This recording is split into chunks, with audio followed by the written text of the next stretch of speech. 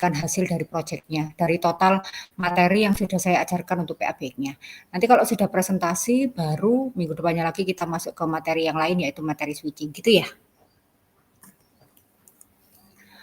Oke, jadi saya izin share screen.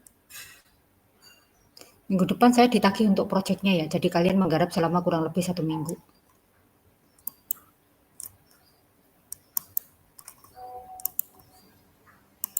Proyeknya tentang apa Bu kalau boleh tahu? PABX. Oh, Desain PABX, desain PABX-nya misalnya di perkantoran atau apa, nanti saya tentukan misalnya ada sebuah kantor, dia ruangannya ada berapa, jadi ada desain terdiri dari berapa lantai, berarti kalau kalian punya PABX berarti di masing-masing ruangan itu didesain ada berapa jalur dan lain sebagainya, kemudian pemrogramannya bagaimana dan seterusnya, gitu ya. Baik Bu. Baik Ibu. Oke. Terkait kelompok ini berarti masih dengan kelompok yang sama ya Ibu? Iya, gimana? Kalian mau tetap kelompok yang sama tuh? Beda? Mungkin yang sama saja Ibu. Yang sama. Ya sudah, berarti yang sama itu. Berarti kalian atur ya. Jadi minggu depan itu saya beri tugasnya, seminggu kalian kerjakan, minggu depannya serentak ya semuanya langsung presentasi. Maksudnya presentasi di hari itu juga, gitu ya. Dari kelompok 1 berarti ya Bu. Yang kemarin udah presentasi lagi. Ya, kalau itu kalau itu presentasi lagi, karena case-nya kan beda. Oh, boleh sih. Minggu ini yang presentasi harusnya kelompok berapa? 4 sampai 6. Kan kemarin 1 sampai 3 sudah saya centang. Berarti kan lanjutannya. Oh, 4 sampai 6. Ya. Oh ya wis. Tapi proyeknya semuanya tetap mengerjakan ya. Proyeknya kan tetap semuanya mengerjakan. Iya. Cuma yang presentasi lanjut lagi. Di etol ya Ibu. Ya, sesuai dengan itu. Itu aja ya wis. Ya. Jadi nanti minggu depan 4 sampai 6 ya Ibu presentasi untuk proyeknya. Iya boleh. Kalian mau minta langsung saya kasih proyek hari ini ya langsung ya. Nanti minggu depan langsung presentasi gitu aja ya. Ya, jadi kelompok 4 sampai 6 bisa menyiapkan presentasi proyek yang akan datang. Nanti saya informasikan di grup. Oke. Baik Ibu. Oke. Ya wis, lanjut ya. Ntar. Ini sudah terlihat ya. Oke, jadi materi selanjutnya ini adalah tentang pemrograman authorization code ya. Jadi pemrograman authorization code ini merupakan lanjutan dari lanjutan dari outgoing call ya, lanjutan dari outgoing call di mana tujuannya itu adalah untuk memberikan restrict. Jadi Anda masih ingat konsepnya ya, kemarin kita bisa lihat di sini. Ini. Jadi kita ada yang namanya sistem restriction berbasis jalur teleponnya dan juga ada yang authorization code-nya. Bedanya apa? Kalau dia itu berbasis jalur teleponnya, Anda masih ingat kemarin kita ada PABX ya. Kemudian PABX-nya ini punya nomor 101, 102, 103, 104, 105, kemudian 106 ya. Kemudian restrict-nya itu ada pada pesawat teleponnya. Contoh, pesawat telepon ini 101 dia direstrik misalnya SLI. 103 dia direstrik misalnya SLCC. Kemudian 105 biasanya dia SLCC. Artinya bahwa kalau saya telepon menuju keluar dari kode SL yang dari 101 ini, saya kan tekan kode akses dulu ya, outgoing call misalnya 8. 8 baru nomor tujuannya. Kalau saya tekan 800, maka dia lanjut. Kenapa? Karena kalau 00 itu kan SLI gitu ya. Kemudian saya tekan 8081, itu kan seluler ya. Nah, maka dia juga lanjut, nggak masalah. Karena kenapa? Karena dia restriknya adalah di SLI. Kalau SLI bisa, bawahnya kan pasti juga bisa gitu. Sekarang kalau 103, dia bisanya SLCC. Saya tekan kode aksesnya 8, misalnya kode aksesnya ya 8, kemudian dia tekan 00, maka masalah. Kenapa masalah? 00 itu kan SLI gitu loh. Begitu 800 restrik akan nyambung, Mas Mbak. Restrik Bu. Restrik. Kenapa? Karena dia maksimalnya bisanya SLCC gitu. Oke ya, itu di pertemuan kita sebelumnya. Sekarang kita akan bahas yang namanya authorization code. Jadi kalau authorization code bedanya apa? Nih dilihat. Sama nomornya 101, 102, 101, 102, 103, 104, kemudian 105 dan juga 106. Jadi sama konsepnya. Tapi yang membedakan adalah 101 ya ini ibaratnya yang membedakan tuh adalah gini, 101 kalau yang case yang ini dia itu di ruangannya direktur, 103 di ruangannya kadep misalnya, 102 di ruangannya kaprodi. Kalau direktur tuh mau telepon keluar di ruangannya dia bisa telepon kemanapun karena SLI. Tapi waktu direkturnya tuh jalan-jalan ya ke ruangannya kadep misalnya, dia nggak bisa ke SLI. Kenapa? Karena teleponnya di ruangan kadep itu dia bisanya hanya SL1. Nah, beda dengan authorization code. Kalau authorization code itu semua ruangan itu yang ada di masing-masing ruangan itu di-set ya. Dia hanya bisa telepon ke ekstensi lain dalam PHP. Contoh di PENS. Kalau kita telepon, saya telepon Pak Tribudi, saya telepon Bu Haniah ya atau dosen-dosen lain yang ada di PENS itu bisa pakai pesawat telepon itu karena dia kan berbasis apa istilahnya ya, ekstensi bisa telepon. Kalau saya mau telepon keluar, nggak tahu kenapa, karena di PENS itu kode akses itu nggak di-share. Nggak semua orang tahu kode akses untuk menuju telepon keluar. Nah, ada beberapa orang yang tahu untuk menuju keluar. Caranya bagaimana? Direktur punya password, kadep punya password, kaprodi punya password, gitu. Jadi kalau direktur kan sudah punya password nih. Waktu dia jalan-jalan ke ruangannya kadep misalnya, pakai passwordnya direktur bisa telepon kemanapun pakai pesawat telepon itu gitu.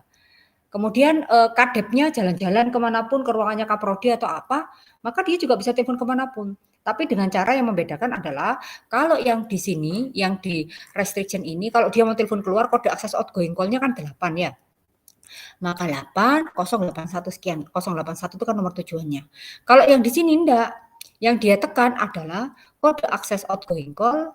Saya lupa urutannya, nanti kita lihat ya. Kode akses outgoing call ditambah kode akses password ditambah passwordnya gitu loh. Baru dia menuju keluar. Jadi yang menentukan restrictnya itu adalah passwordnya. Jadi nanti password ini bisanya SLI, password ini bisanya. Jadi siapapun yang tahu password itu dia bisa ditelepon manapun tergantung dari restrict dari passwordnya tersebut. Sudah sampai sini jelas nggak bedanya, Mas Mbak?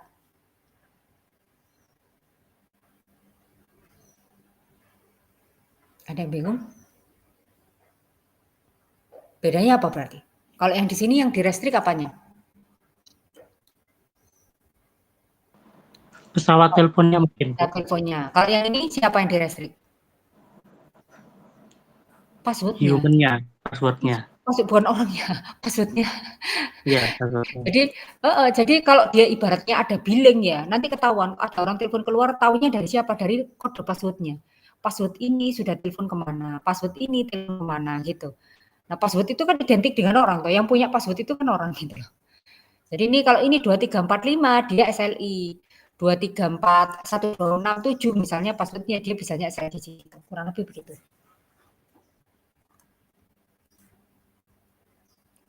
Oke, jadi kita lanjutkan ya. Jadi nanti untuk pemrogramannya ini nanti juga saya share ya, kita bisa lihat di sini. Jadi ini sama case-nya kayak sebelumnya, di mana dia punya pesawat telepon digital yaitu nomornya adalah 100 dan 200, analog punya 101 dan 201 gitu ya. Kemudian kalau kita 100 maka dia pakai 00001 karena kartnya untuk digitalnya dia di depan. Kemudian kart COT dia itu kart analog di belakang, kart yang di tengah adalah COT. Sehingga di sini dia pakai 016, 017, 101 dan 201. Kemudian untuk penomorannya kan diawali digit 1 dan 2 sehingga 1803, 2 juga 803.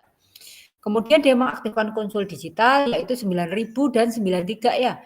9000 dan 93 ya. 9000 dan 93 maka kalau 9.000 itu dia nomornya adalah 100 dan 200 ya. Berarti yang digital ini maka 9.000 dan 93 ini hanya digital saja. Maka 100 dan 200 yang dimasukkan di sini.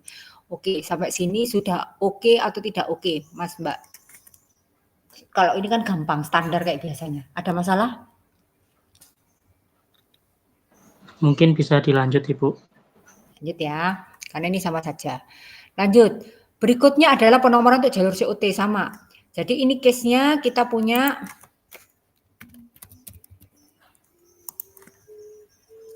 Oke, jadi ini kan yang di depan kan DLC, yang di tengah adalah COT, yang di belakang adalah LC. Otomatis kalau digital ini kan 000 sampai 007, benar ya? Yang di sini dia adalah 008 ya sampai dengan 0 berapa? 008 015 benar ya? Nah, ini kalau gambar dari PABX ini maka dia jalur keluar itu ada kedua menuju ke PSTN.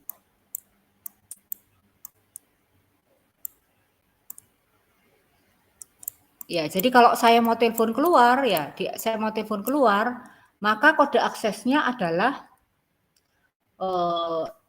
kode akses keluar kalau programnya di sini pakai berapa?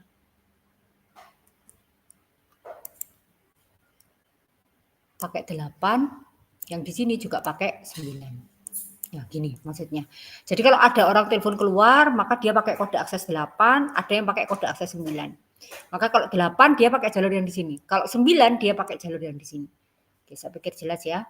Jadi waktu di sini dia pakai komen 10, dia pakai 008, D000, D009, D001. Kalau dia itu rutenya sama, ini misalnya 8, maka di sini kan jadi 008 ini adalah D000, 009, oh tetap ya, D001. Kemudian di bawahnya pengelompokan rute, jadi ini masih sama dengan minggu sebelumnya. Untuk pengelompokan rute ya, komen 3000 ini dia pakai 0000 ya. Di sini dia kan 000, kemudian ini 00. 3000 001 di sini dia pakai 01. Kenapa? Karena rutenya beda. 8 menuju ke PSTN, 9 kode aksesnya beda. Kalau misalnya saya buat ini kode aksesnya sama 8, apa yang saya rubah di sini, Mas Mbak? Apa yang saya rubah di sini? Nomor rute terangnya, Ibu. Nomor rute terangnya jadi berapa? 00. Berapa? 00. Ya, 00 yang di atas 00, yang di bawah juga 00. Saya pikir jelas ya. Lanjut, berikutnya pengarahan rute, karena ini 00, ini 01, maka di sini juga 00, sini juga 01, dia pakai 00. Kenapa 00? Karena dia menuju ke PSTN, tidak lagi menuju ke PABX. Oke. Kemudian lanjut, berikutnya dia pakai komen 200, kode aksesnya dia pakai 8, dan kode aksesnya dia pakai 9, gitu ya. Dia pakai 100 dan 101, 00 di sini, 01 di sini, maka 100 yang di sini 101. Oke ya.